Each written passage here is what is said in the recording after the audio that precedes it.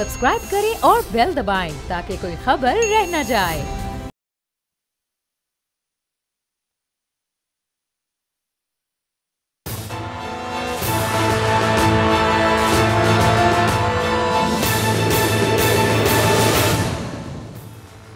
अस्सलाम वालेकुम नाज़रीन, मैं आपका मेज़बान समी इब्राहिम और आप देख रहे हैं प्रोग्राम तज्जिया। स्टूडियो में हमारी को एंकर अलीना इलियास मेरे साथ हैं, जुल्करनैन इकबाल हमारे सुप्रीम कोर्ट के रिपोर्टर मेरे साथ हैं, लाहौर से मुनीर बाजवा हमारे साथ होंगे, हमारे हाई कोर्ट के कॉरेस्पोंडेंट, और लोधरा से साकिब हमें ज्वाइन करेगा, नुमाइंदा हमारा। और इश्यूज़ जो हैं वो मैं आपको बता देता हूँ।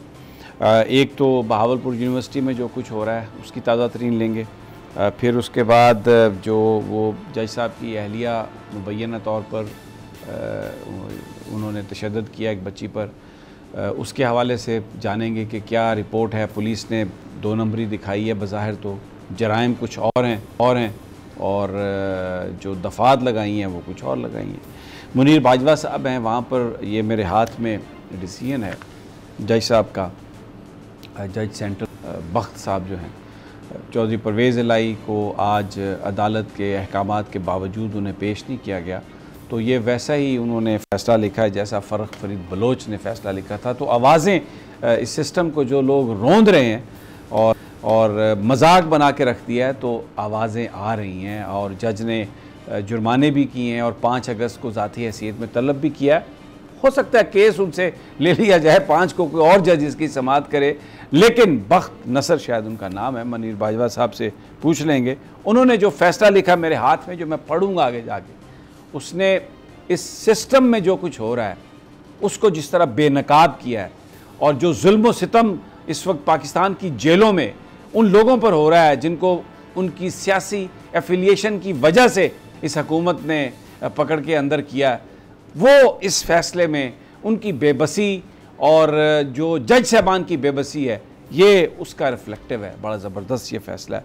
सुप्रीम कोर्ट ऑफ पाकिस्तान में आज एक 2 मेंबर बेंच ने तहफ़ के चेयरमैन का जो मुकदमा था उसके हवाले से तोशाखाना केस जस्टिस याहिया अफरीदी और जस्टिस मुसर्रत हिलाली साहबा, उसका भी ज़िक्र करेंगे। उन्होंने हाई कोर्ट को वापस भेज दिया, लेकिन बड़ी अहम ऑब्जर्वेशन थी जस्टिस याहिया अफरीदी साहब की कि जो पहला फ़ैसला करना था जिस पॉइंट का कि समाअत मेंटेनेबिलिटी है या नहीं, ज्यूरिसडिक्शन है या नहीं इस मुकदमे की, दिलावर अब्बास साहब के पास जो एडिशनल सेशन जज हैं, तो बाकी तमाम चीज़ों के फ़ैसले हो रहे हैं और ये फ़ैसला नहीं हो रहा। नवंबर से इस्लामाबाद हाई कोर्ट के चीफ जस्टिस ने ये मामला अपने पास रखा हुआ है, इसका फ़ैसला नहीं हो रहा, बाकी तमाम चीज़ों का फ़ैसला हो रहा है। ख्वाजा हारिस साहब ने ये बताया, तो जुल्करनैन भी वहाँ पर मौजूद थे, तो इनसे इस पर बात करेंगे। लेकिन इब्तदा जो मैं कर रहा हूँ, मैं इस बात से कर रहा हूँ हमारे शो की कि इलेक्शन नहीं हो रहा है 90 दिनों में केयर टेकर हुकूमत के बनने के बाद। अगर ये होने होते तो आज इत्तेहादी ये जो तरमीम है कि जी निगरान वज़ीर आज़म के इख्तियारात में इजाफ़ा होना चाहिए और वो हर तरह के मुआहदे वो उसको करने की इजाज़त होनी चाहिए, ये जो आज बिल जो 230 एक्ट जो 230 में जो तरमीम हुई है जिसके बाद उनको इख्तियारात दे दिया गया है, ये इस बात की गमाज़ी करता है कि आज ये मेरा प्रोग्राम आप रिकॉर्ड कर लें, इलेक्शन 90 दिनों के अंदर कराने का इस हुकूमत का कोई प्लान नहीं है, इस इलेक्शन कमीशन का कोई प्लान नहीं है। ये मेरी एक बड़ी नाकस एक राय है जो मैं आपके सामने पेश, अल्लाह करे कि मेरी ये राय गलत हो, मेरा ये परसेप्शन गलत हो, लेकिन जिस अंदाज में इस पर बारगेनिंग हुई है और जिस अंदाज में ये कहा गया कि निगरान वज़ीर आज़म के इख्तियारात दिया जाए, ये इलेक्शन जो हैं 90 दिनों में नहीं होने वाले। ये मैं आज आपको as a student of politics मैं आज आपको ये बात बता रहा हूँ। जुल्करनैन, आप मौजूद थे सुप्रीम कोर्ट ऑफ पाकिस्तान में। आज जस्टिस याहिया अफरीदी की सरबराही में जो 2 मेंबर बेंच था, उन्होंने ये सारे जो ट्रायल कोर्ट की जो समाअत है उसको रोकने से बिल्कुल इनकार किया कि सुप्रीम कोर्ट उसमें मुदाखलत नहीं कर सकती, लेकिन भेजा इसको इस्लामाबाद हाई कोर्ट और वहाँ पे ख्वाजा आमिर फ़ारूक साहब के हवाले से जो ऑब्ज़र्वेशन है जस्टिस याहिया अफरीदी की कि जो ज्यूरिसडिक्शन है उसको तो पहले तय करना चाहिए था, और ये हदायत की है कि ASAP इन तमाम सारे मुकदमात का, दरख्वास्तों का जो वहाँ पर पेंडिंग है, में से जो ख्वाजा हारिस साहब ने बताया, इसका फ़ैसला किया जाए। अभी मैं नेशनल मीडिया तो ये बता रहा है कि no relief from supreme court. मुझे ये लगता है कि जो इस्लामाबाद हाई कोर्ट को इंस्ट्रक्शंस दी गई और कल वहाँ पर ये सारे मामलात आएंगे कि जो वकील थे चेयरमैन साहब के, इनके पीटीआई के, उनके जहन में ये था कि अगर तोप के लाइसेंस के लिए अप्लाई करेंगे तो पिस्तौल मिलेगा। तो जो वो चाहते थे वो ऑब्जर्वेशन भी आ गई और अब ख्वाजा आमिर फारूक साहब कल उनको फैसला करना पड़ेगा। देखिए चीज़ ये है कि जो बेस्ट पॉसिबल रिलीफ था वो या अफरीदी साहब ने दिया, क्योंकि हाई कोर्ट में अपीलें अभी पेंडिंग थी चेयरमैन पीटीआई की तोशाखाना केस में, उन पर डिसाइड नहीं हुआ था, सिर्फ नोटिस जारी हुए थे, ना स्टे ऑर्डर था ना कुछ था। इसलिए सुप्रीम कोर्ट ने कहा कि मैटर अभी वहाँ से डिस्पोज ऑफ नहीं हुआ, हम डायरेक्टली इंटरफेयर में हाई कोर्ट के काम में कर सकते हैं क्योंकि वो एक इंडिपेंडेंट कॉन्स्टिट्यूशनल कोर्ट है और ट्रायल कोर्ट भी हमारे मातहत अभी तक नहीं है, हाई कोर्ट के मातहत है, इसलिए कि हाई कोर्ट में केस पेंडिंग है, इसलिए हम स्टे ऑर्डर दे नहीं सकते, वो अकॉर्डिंग टू लॉ बनता नहीं था। लेकिन वो बात वो तोप के लाइसेंस वाली है। उसके बाद फिर उन्होंने कहा कि जो अब ये सारी चीज़ें जो हैं, जो वकील साहब ख्वाजा हारिस एक बड़े सीनियर और सीजन्ड लॉयर हैं, तो उनके जहन में तो ये चीज़ें थी सारी। ऑब्वियसली उन्हें समाज से पहले जो उनसे बात हुई थी कि ये इस तरीके से कैसे पॉसिबल होगा, उन्होंने कहा कि यार पॉसिबल तो मुझे भी पता है कि नहीं होगा, लेकिन मांगने में क्या हर्ज है। और उन्होंने कहा कि इसके नतीजे में हमें हो सकता है कोई अच्छी चीज़ मिल जाए। और वही बात हुई, उसके नतीजे में ये हुआ कि कोर्ट को उन्होंने 4 अपनी दरखास्तें लिखवाई। उन्होंने कहा जी एक तो मेरा इतराज़ रिमांड ऑर्डर के ऊपर, उन्होंने कहा नहीं है, मुझे कोई इतराज़ नहीं है कि हाई कोर्ट ने नीचे रिमांड किया, मेरा इतराज़ इस बात पे कि जब रिमांड किया तो उसी जज को कर दिया, तो हमारी जो दरखास्त थी कि इस जज के पास ना ट्रांसफ़र की जाए, केसेस को ना सुना जाए, वो उस पर फैसला नहीं किया गया। उन्होंने कहा हमने इतराज़ चीफ जस्टिस जो हाई कोर्ट है उनके ऊपर एक दरखास्त दी हुई है कि वो केसेस ना सुने, उस दरखास्त का भी फैसला नहीं किया गया। एक उन्होंने कहा कि जी हमने मेंटेनेबिलिटी का ऑर्डर चैलेंज किया हुआ है, उसके ऊपर भी अभी तक कोई समाज नोटिस हुए, फिक्सेशन नहीं हुई। उन्होंने 4 मुख्तलिफ दरखास्तों के नंबर लिखवाए जो कोर्ट ऑर्डर के अंदर रिप्रोड्यूस हुए हैं कि जी ये दरखास्तें हैं जिनके ऊपर एज अर्ली एज पॉसिबल फैसला करें। और पूछा गया या अफरीदी साहब की जानब से कि नेक्स्ट हियरिंग कब है, तो बताया गया 27 को केसेस फिक्स हैं। उन्होंने कहा बस फिर हाई कोर्ट को हम कहते हैं कि एज अर्ली एज पॉसिबल इनको डिसाइड करें।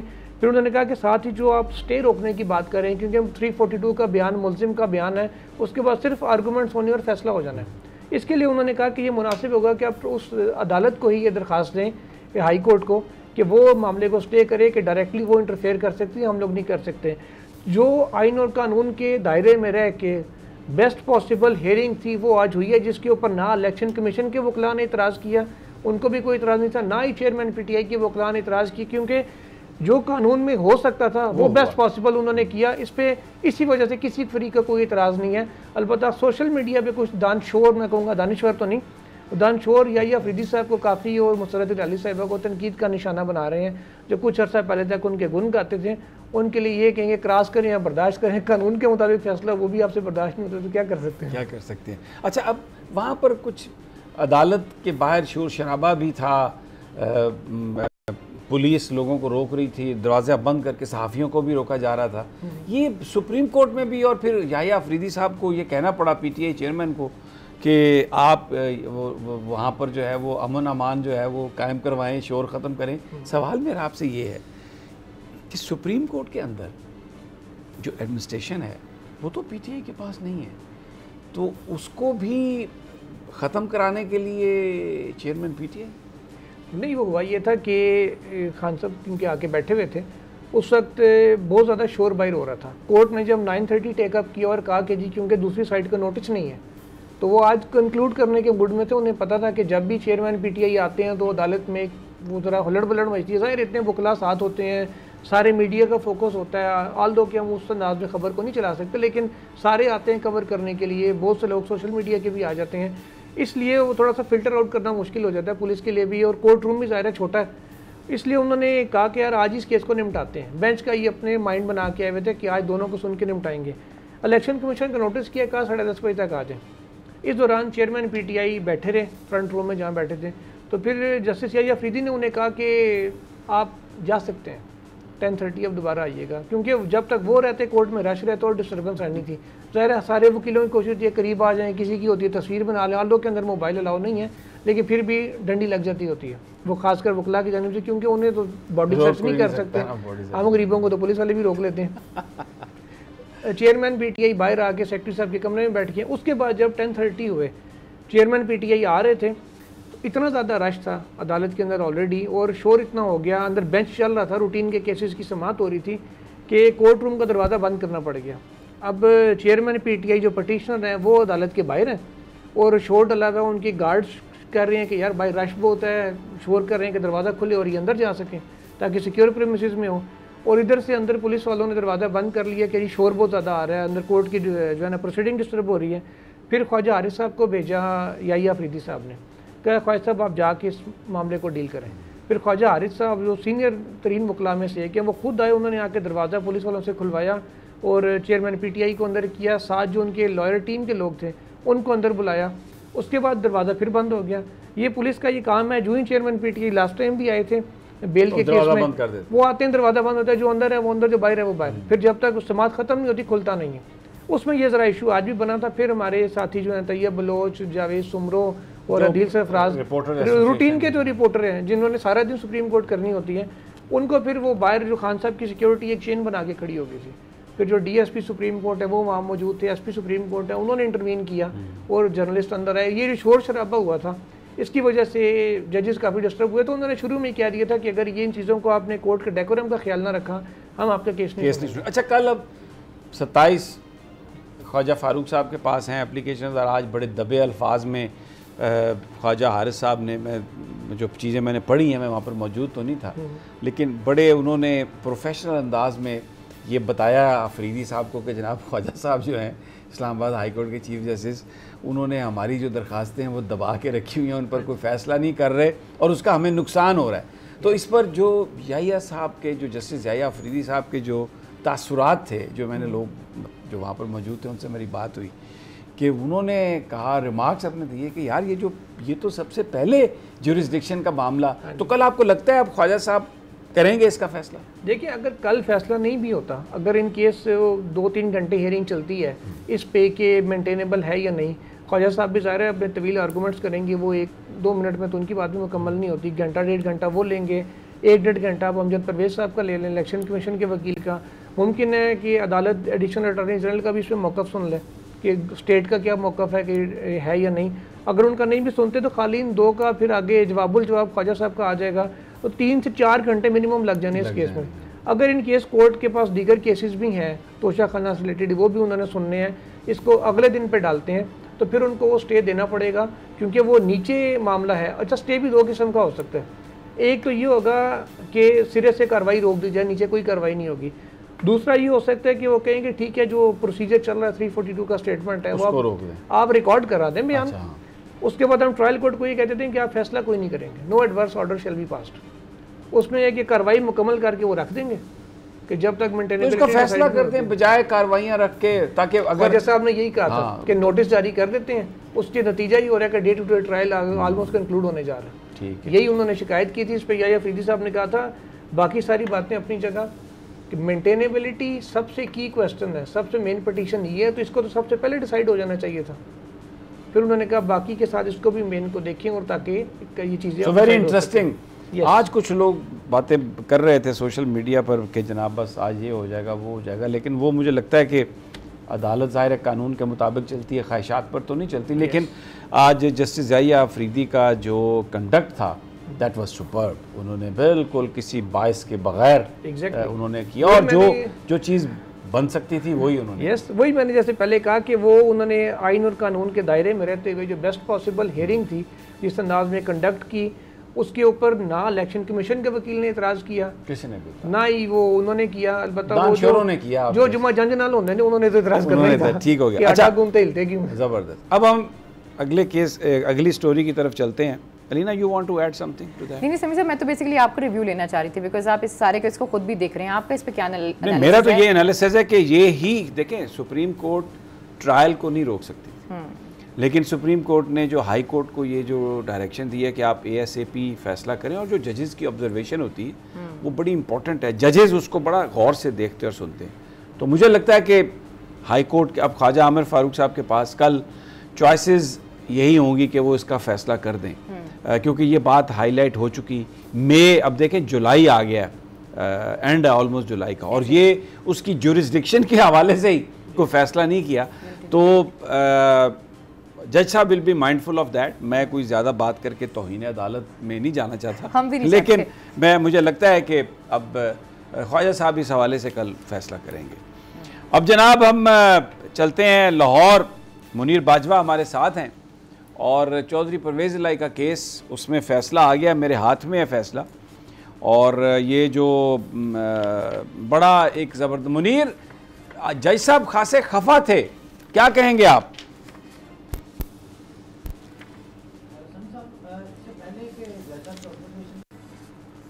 जब हम सुबह पहुंचे ना कोर्ट, तो वहाँ पर ये माहौल नज़र नहीं आया कि आज चौधरी परवेज़ इलाही को पेश किया जाएगा, क्योंकि जब कोई हाई प्रोफाइल केस होता है तो उसको पेश करने से पहले पुलिस की भी भारी नफरी तैनात होती है, तो वो नफरी भी कम थी, तो हमें अंदाज़ा तो हो गया था कि पेश नहीं किया जाएगा। और इसी दौरान जेल हुकाम भी आ गए, तो उनसे जब हमने बात की तो उन्होंने कहा कि उनको लेके नहीं आ रहे, क्योंकि महकमा दाखिला पंजाब से उनको लेटर लिखा था, उनसे उन्हें इजाज़त नहीं मिली, तो ये रिपोर्ट हम अदालत में पेश करेंगे।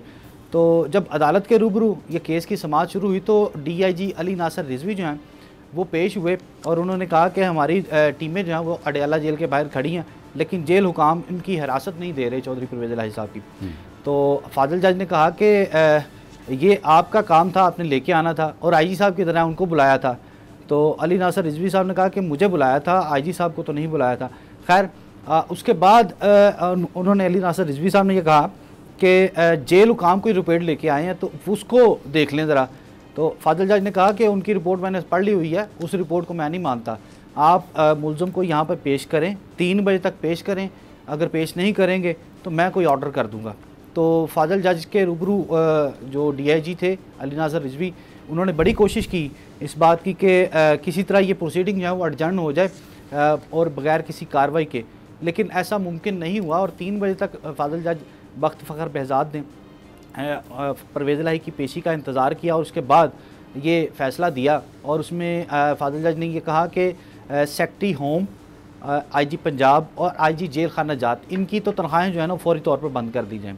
और अकाउंटेंट जनरल पंजाब को इस ऑर्डर की कापी भी भिजवाई है और साथ साथ ये भी कहा है, और ये पहली दफ़ा हुआ है कि केस प्रोसीडिंग अर्जेंट करने की कॉस्ट जो है उनको ऊपर डाली गई है 50-50 हज़ार रुपये फ़ी कस, और ये कहा है कि इनकी तनख्वाहों से काटी जाएगी। और इसके साथ साथ उन्होंने इजहार वजू का नोटिस भी जारी किया और आइंदा समाअत पर 5 अगस्त को ये कहा है कि परवेज़ इलाही को तो लेकर आएँ, बल्कि आप भी साथ आएँ और आकर ये बताएं कि आपने परवेज़ इलाही को अदालत में पेश अब करने के आपने हवाले से बिल्कुल मैं अब मेरे पास फैसला है। ये जो बख्त फ़खर बहजाद साहब हैं, जज स्पेशल सेंट्रल 1 लाहौर, मैं इसके कुछ हिस्से पढ़ता हूँ जुल्करनैन, आप भी देख रहे हैं। The grim scenario burns into my judicial consciousness. The moral emerging from this case is that if today freedom of one forlorn person falls to the police, tomorrow the freedom may fall elsewhere with none to whimper unless court processes invigilates in time policies the police before it too late. This futuristic thought triggered off by the present situation that under trial prisoner has been made hostage by all the above mentioned officers, which discloses a shocking state of affairs and betrays complete lack of concern for human values. It exposes the callousness of the state, which remained unmoved by such enormous miseries and suffering result from totally unjustified deprivation of constitutional as well as the legal rights of under trial prisoners. It is difficult for me to understand how the state remained oblivious to the continued incarceration of under trial prisoners without being produced before the court. I also find to see how the detention of accused Chaudhry Parvez Illahi can be justified. This unfortunate situation cries aloud for taking a stern action against the responsibles, but so far these cries do not seem to have awoken any responsible. Yes. मुझे ये जो इससे सख्त अल्फाज नहीं हो सकते, और मुझे तो याद आ रहे हैं फ़रक फरीद साहब, यहाँ पर जो सेशन जज साहब हैं, जिन्होंने अब ये एक्सपोज कर दिया पूरे सिस्टम को कि किस तरह सिस्कियाँ, उदास लोग और रियासत और जिन लोगों के ऊपर जो चीख, जो अंदर से जो आवाज़ें आ रही हैं, जिन लोगों को जगाना चाहिए था वो सो रहे हैं। जो उन्होंने कहा कि इनके कानों पे जूं तक नहीं रिंगली, जूं तक नहीं। और एक जिस लफ्ज़ उन्होंने इस्तेमाल किया होस्टेज का ना, इससे बढ़कर तो कोई है ही नहीं है। और अगर आप ये देखें पूरा तो आपको पता चलेगा, आपको एक पूरी हिरार्की नज़र आ रही है कि हर तरह से हर बंदा, हर अफसर किस किस तरीके से इसमें शामिल है। इवन जो कमिश्नर साहब हैं उनका भी जिक्र किया गया किसी ऑर्डर के हवाले से। तो आईजी हैं, डिटेंशन ऑर्डर है। एक बड़ा सैड, जब देखें अगर किसी महज़्ज़ब मुल्क में कोई जज साहब इस तरह का ऑर्डर करते जहाँ पे रूल ऑफ लॉ होता, तो आप मुझे बताइए ये डीआईजी, ये आईजी, ये सेक्रेटरी, ये कमिश्नर क्या इस तरह किसी को ये डिटेन कर सकते थे? क्या इस तरह अदालत ने ऑर्डर किया कि आप मुल्ज़म को पेश करें, और ये भी कि आप किसकी इजाज़त से आपने उन्हें रावलपिंडी अडयाला जेल भेज दिया, यहाँ पर आप उन्हें पेश करें, पेश नहीं किया, और कोई उनको डर नहीं है, कोई जुर्माना हो कुछ हो, 50,000 क्या जुर्माना है, वो तो आईजी साहब, डीआईजी साहब, उनके लिए 1 सेकंड की मार है, 50,000, उनको क्या असर होगा इससे? और इसके लिए जो अल्फाज इस्तेमाल किए हैं कि the accused was in judicial custody of this court, how they dare to shift the custody without permission of this court, अंदाजा अदालत की इजाजत के बगैर उन्हें, उन्होंने कहा जी होम डिपार्टमेंट ने कह दिया था। मुझे यहाँ पर एक वक्फा लेना है, मुनीर बाजवा भी हमारे साथ हैं और ये केस भी है, और इसके साथ साथ हम आपको वो जो एक दूसरे सिविल जज साहब हैं उनकी मुबैना तौर पर जो अहलिया इल्ज़ाम है उस बच्ची की जो रिपोर्ट है उस पर भी बात करेंगे, और फिर इस्लामिया यूनिवर्सिटी बहावलपुर में जो गुल खिलाए हैं वहाँ पर इंतज़ामिया ने, उसकी भी ताज़ा तरीन लेंगे, लेकिन एक वक्त के बाद।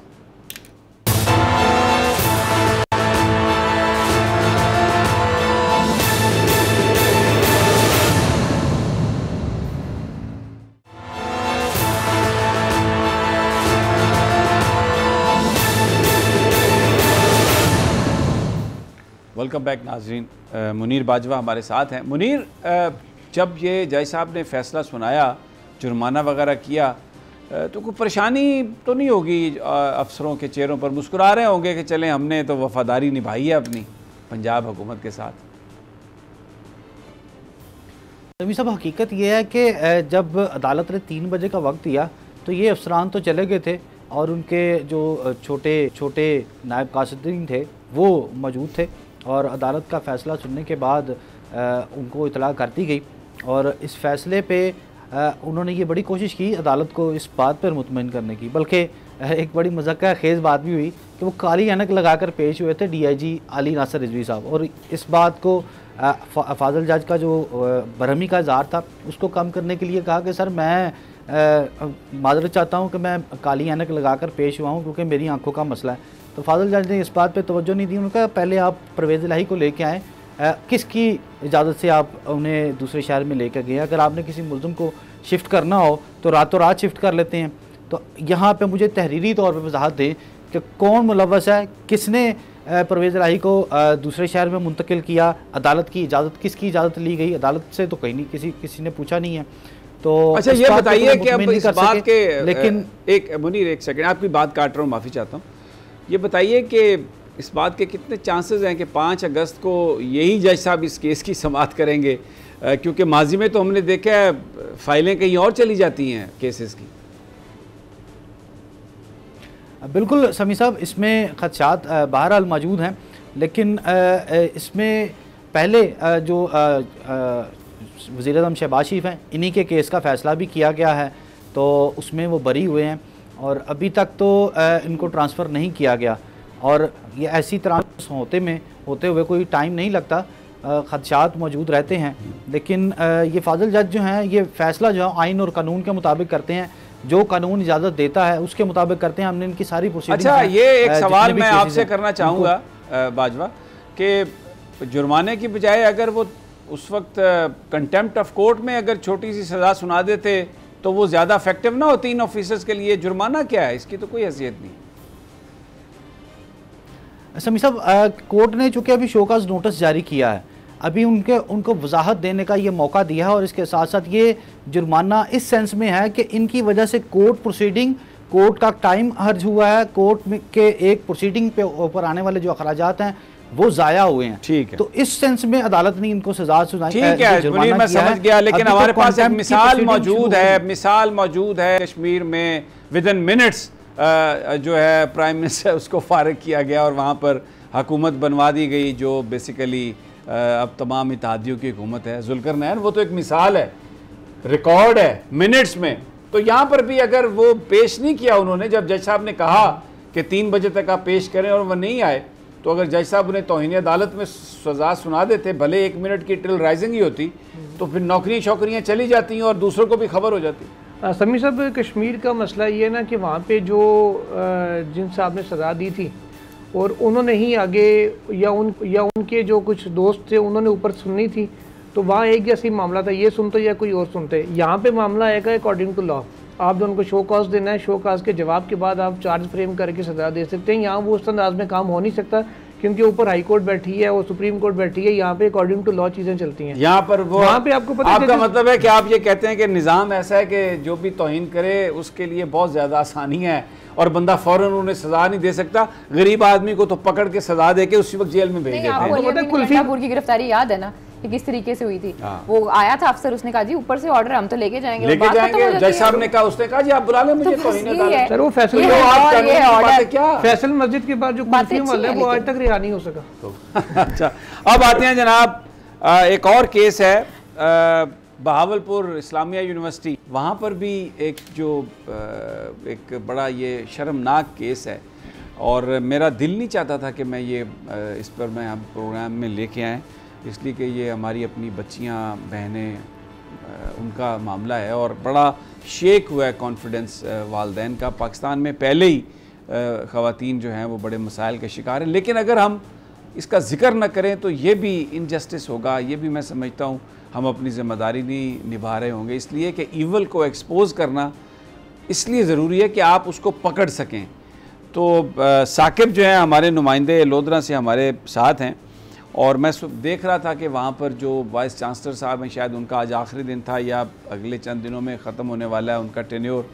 और साकिब क्या है ताज़ा तरीन, क्योंकि बताया जाता है कि बड़े बड़े लोग इसके पीछे हैं और ये वैसे तो कोई आम आदमी या आम मुलाजिम तो नहीं कर सकता ये सब कुछ। जी समी साहब, बहुत शुक्रिया। अब जो इस्लामी यूनिवर्सिटी बहावलपुर का जो वीडियो स्कैंडल है वो बड़े खतरनाक जोन में दाखिल हो गया है और उसमें जो हकायक हैं उसको मसख करने के लिए सियासतदान जो है वो मैदान में कूद पड़े हैं और इसको पॉलिटिकल जो है वो एजेंडा बना के पेश करके एक दूसरे के बच्चों पे जो इल्जामात है वो लगाए जा रहे हैं। पुलिस अपनी इन्वेस्टिगेशन कर रही है, मोबाइल जो है वो पंजाब फॉरेंसिक साइंस एजेंसी को गए हुए हैं और यहाँ पर चूंकि पीडीएम बामुकाबला पीडीएम सामने आ चुके हैं। एक वफाकी वजीर एक तरफ तारिक बशीर चीमा है और उसके बेटे के ऊपर इल्जामात लग रहे हैं, तो दूसरी तरफ उसी ही कॉन्स्टिट्यूएंसी से रियाज पीरजादा साहब और सऊद मजीद साहब और गवर्नर पंजाब, ये तीनों जो है एक दूसरे के ऊपर इल्जामात लगा रहे हैं। अब लेकिन साकिब मेरी बात सुने, देखें इल्जाम अगर कोई लगता है तो उसकी इन्वेस्टिगेशन हो जाएगी। हम तो इसमें किसी को बेल आउट नहीं कर सकते ना।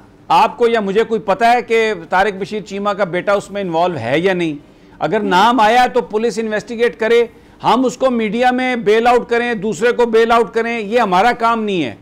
लेकिन ये बात तो तय है कि जो बड़े लोग हैं जब तक वो शामिल नहीं होते ये मामला इस तरह चलता नहीं है। ये तो कई सालों से चल रहा है और उसका पता नहीं कौन कौन बेनिफिशरी है।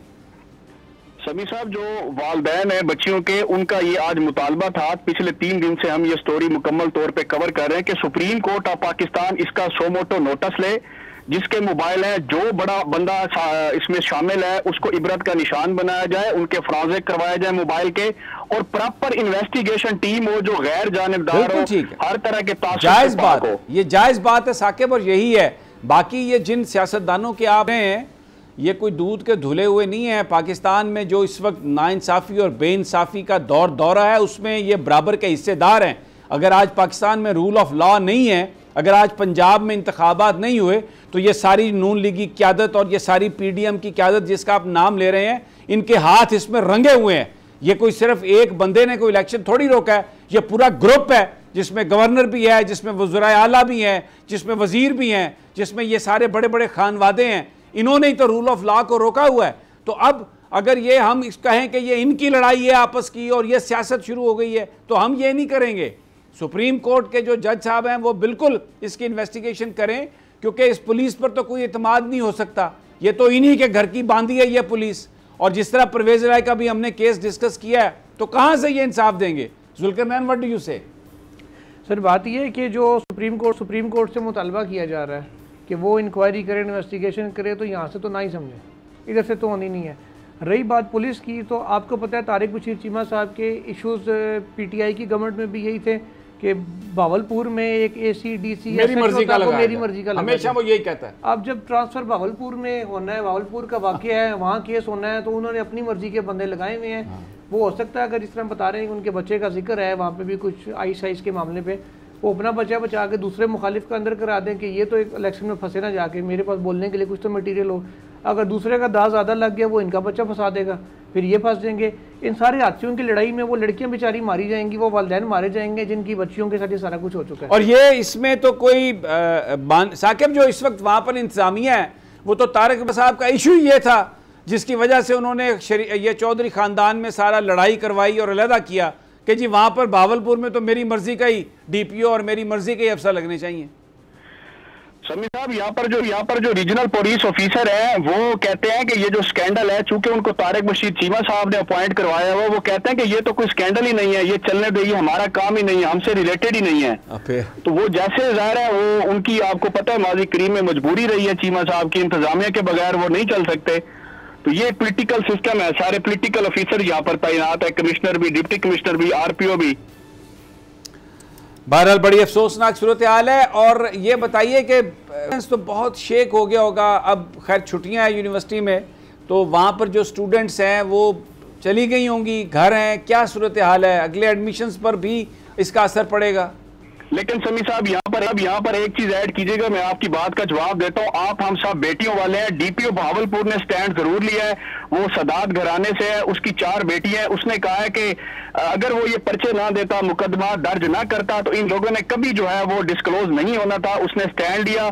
इवन के पूरा पीएसपी ग्रुप, चूंकि वो सूबाई सर्विस है, पूरा पीएसपी ग्रुप उसके खिलाफ है कि आपने ये गलत किया होगा। अगर वो स्टैंड लिया, उसने पकड़ा, गिरफ्तार किया, वीडियोस बरामद हुई, ऑडियो चैटिंग आई, और ये जो लोग हैं वो सामने आए हैं। ज़ाहिर है इस वक्त छुट्टी है, वालदा जी साकिब परेशान है। साकिब बहुत शुक्रिया आपका, और बड़ा आपने अच्छा किया ये है कि अगर वो डीपीओ साहब ने स्टैंड लिया है तो पूरे लोगों को, पूरी कौम को उस बहादुर अफसर की उसकी इज्जत अफजाई भी करनी चाहिए और साथ भी खड़े होना चाहिए जिसने इतनी हिम्मत से इन बड़े बड़े, क्योंकि इसमें कोई शक नहीं कि ये जिस मैग्नीट्यूड का ये स्कैंडल है, इसके अंदर बड़े बड़े लोग मुलव्विस हैं और ये कई सालों से ये हो रहा था। ये ऐसा नहीं है कि वहाँ पर कुछ एम्प्लॉयज़ ने, और जिस तरह वाइस चांसलर कूद कूद कर उसको बचाने की कोशिश कर रहे हैं, और ये फिर जो वज़रा बीच में आ गए हैं, हुकूमत आ गई है, तो ये एक बड़ा एक स्कैंडल है। और जुल्करनैन तो कहते हैं कि कोई सुप्रीम कोर्ट से कुछ नहीं मिलना, लेकिन दरख्वास्त कौम यही कर रही है उनसे, चीफ जस्टिस साहब से, कि ये तो कोई सियासी मामला नहीं है। वैसे तो सियासत के साथ जो सलूक कर दिया है आपने, वो तो सारी कौम ने देख लिया, कम से कम इसी को सूरत हाल को बेहतर बना दें। ये जो बच्चियों के साथ हमारी जो ज्यादती हुई है, और किसके लिए है सुओ मोटो, ये सिस्टम फेल हो गया, ये नहीं बचा रहा किसी की इज्जत को। तो प्लीज़ इसमें इंटरवीन करें। ये हमारी बच्चियों का, बेटियों का, बहनों का ये मामला है, इसमें आप इंटरवीन करें और जिन लोगों ने ये किया उनको सजा सुनाएं। एक छोटा सा वक्फा और गुफ्तगू जारी रखेंगे।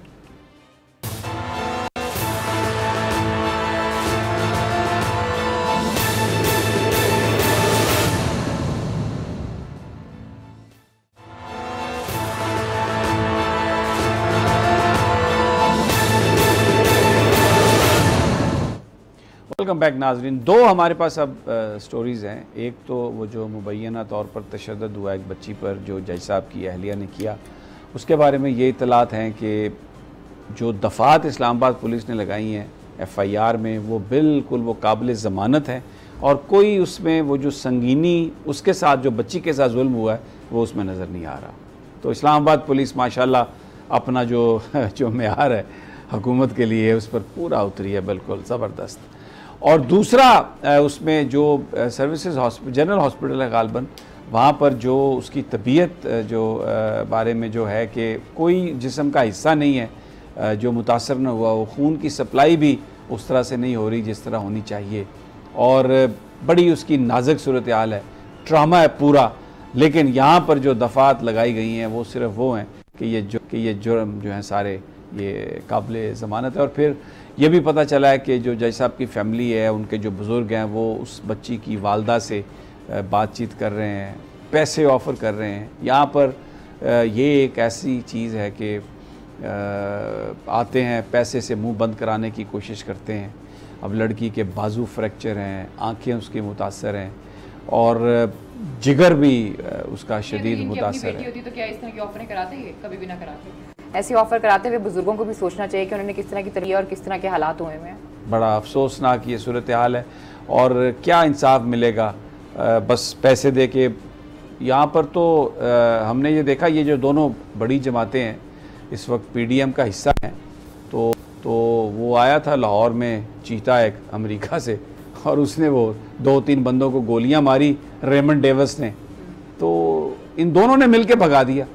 इन दोनों ने, एक की पंजाब में हुकूमत थी, एक की मरकज़ में, इन दोनों ने वहाँ पर भिजवा दी और ये खड़े होते हैं उनके लिए। ये यानी ये वज़ीर आज़म साहब कहते हैं ओहो अमेरिका को हम कैसे नाराज़ कर सकते थे, आइसोलेट कर दिया पाकिस्तान को। अमेरिका बहादुर है और अभी क्या इनकी जो ज़िंदगी की बड़ी अचीवमेंट है, ओहो मैं तो रात को सोता हूँ कि डिफ़ॉल्ट नहीं हुआ, शुक्र अल्हम्दुलिल्लाह, डिफ़ॉल्ट हो जाता तो पता नहीं मेरे साथ काला धब्बा। और यार मैं कहता हूँ कि डिफ़ॉल्ट क्या 100 डिफ़ॉल्ट हो जाएं, अगर आप पाकिस्तान के लोगों पर उसका बोझ डाल रहे हैं, पाकिस्तान के लोगों की जेबें काट रहे हैं, अगर आपने उनका जीना नामुमकिन कर दिया और एक अजाब बना दिया ज़िंदगी को, इसलिए आप काला धब्बा आप पर लगेगा।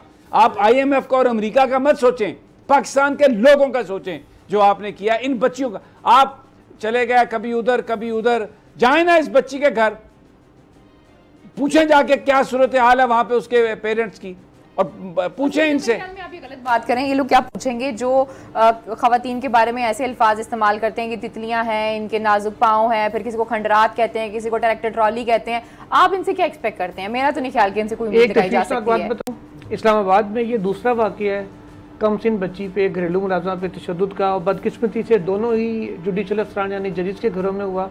दोनों में ही जजिस की अहलिया मुलविस थी। एक पहला तय्यबा तशद्दुद था जिस पर हाकिम निसार साहब ने 100 मोटो लिया था, उसमें तो खैर जज साहब ओहदे से फारिग हो गए, नौकरी से गए, उनकी अहलिया को सज़ा हो गई।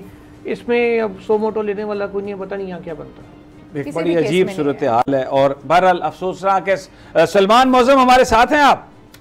जी सर, जल्दी से जरा बताइए क्या ताज़ा तरीन है। सुना बड़े पैसे वैसे ऑफर कर रहे हैं जज साहब के खानदान वाले। जी बिल्कुल, ये घरेलू मुलाजमा जो रिजवाना उसके खानदान को मुख्तलिफ तरह की ऑफर की जा रही है और लोगों को उनके घरों में भेजा जा रहा है। आज इस्लामाबाद पुलिस भी यहाँ पर पहुंची है सरगोदा में, और उन्होंने जो रिजवाना है उसकी बहन से भी मालूमात ली है। उसके साथ साथ उन्होंने जो मुख्तार नामी शख्स था जिसने इस बच्ची को जज साहब के घर भेजा था, उसको भी उन्होंने तफ्तीश किया और उनसे भी उसके बयानात कलमबंद किए हैं।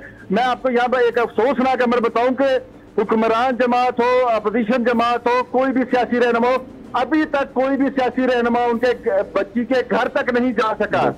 अगर किसी अमीर आदमी की बच्ची के साथ ऐसा कुछ हुआ होता तो सारों की लाइनें लग जानी थी, लेकिन ये गरीब फैमिली के घर अभी तक ना किसी NGO का नुमाइंदा गया। बिल्कुल सलमान, आपकी बात सही है। अगर ये कोई बड़ा कबीला होता, कोई साथ इनके 2-3 हज़ार वोट होते तो ये सारे चौधरी मियाँ वहां पर बैठे होते, नीचे बैठ जाते, पाँव पकड़ लेते, क्योंकि ये तो इक़्तिदार के पुजारी। आखिरी कहानी, ये इलेक्शन तो नहीं हो रहा, निगरान वज़ीर आज़म के इख्तियारात इसलिए बढ़ाए हैं अब वो सारा काम कर सकें ताकि ये हुकूमत आगे चले। इलेक्शन तो कोई नहीं है भाईजान, इसका पंजाबी में कहते साढ़े वालों तो जवाब ही समझो। तो एक मैं छोटी सी चीज़ आपको बताऊं कि ये किस तरीके से लॉ के खिलाफ है। आपको पता है मुस्तफ़ा इम्पैक्ट केस था 2016 में जिसमें कहा गया था कि अकेला वज़ीर आज़म कुछ नहीं होता, वफाकी हुकूमत मीन्स के कैबिनेट है। तो जब इलेक्टेड वज़ीर आज़म अकेला फैसला नहीं कर सकता कैबिनेट के बगैर, तो निगरान कैसे कर सकता? तो बस फिर निगरान तो अब उन्होंने बड़े भाजी छोटे भाजी ने मिलकर कर दिया ना। वो सुप्रीम कोर्ट की जजमेंट के खिलाफ है। ये तो ये यार मेरी बात सुने, 6 महीने हो गए ये जो KP के और पंजाब की हुकूमतें हैं, और ये कोई आइन में कोई गुंजाइश नहीं है, चल रही है ना, और ये जाएंगी। ये मार्च अप्रैल पता नहीं जब इलेक्शन होंगे तब तक ये जाएंगी। और अगर ये आइडियल सिस्टम तो ये चलता रहेगा। तो फिर इसलिए ये आइन और कानून की क्या बात है यहाँ पर। लेकिन वतन अजीज आईने पाकिस्तान का दौर, वो जो बलोच जज साहब हैं या जिन्होंने कभी मुझे बताया, कभी बदियाल साहब सोचते नहीं होंगे कि यार उस वक्त मैं इलेक्शन करवाने देता तो कौम जो आज जिस टर्मोइल में है ये ना होती। जब तारीख तो लिखेगी, इसका जवाब दे जब सकते हैं। तारीख लिखेगी तो जिन लोगों ने इलेक्शन नहीं होने दिया उस वक्त, वो सारे के सारे जो थे, क्या वो भी कभी उनके कॉन्शियस भी रिस्पॉन्सिबल दे होंगे? चुके हैं जवाब, क्या जवाब दिया उन्होंने? वो ये मैं बता नहीं सकता, छोड़ने बस ठीक हो, बहरहाल आप वो समझ गए। हाँ मामला यहाँ रोक देते हैं मामला। चले, बहुत सारी बातें हैं जी।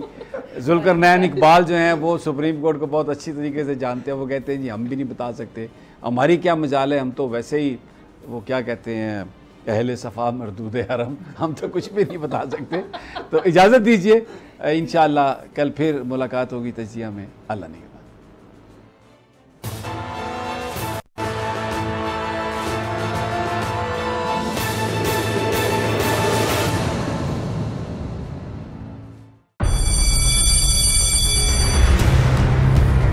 जामियात में चलता गोरख धंधा, नौजवानों के मुस्तकबिल से खेलने वाली काली भेड़ों के आगे हुकूमत और इंतजामिया मुकम्मल बेबस। मुस्तकबिल के मेहमानों के तहफ्फुज के लिए बोल ने उठाई आवाज, सहाफती फराइज को निभाते हुए पहुंचाई हर खबर अवाम तक, बड़े स्कैंडल से जुड़े तमाम हकाइक रखे अवाम के सामने, क्योंकि बोल है पाकिस्तान का नंबर 1 न्यूज चैनल। सब्सक्राइब करें और बेल दबाएं ताकि कोई खबर रह न जाए।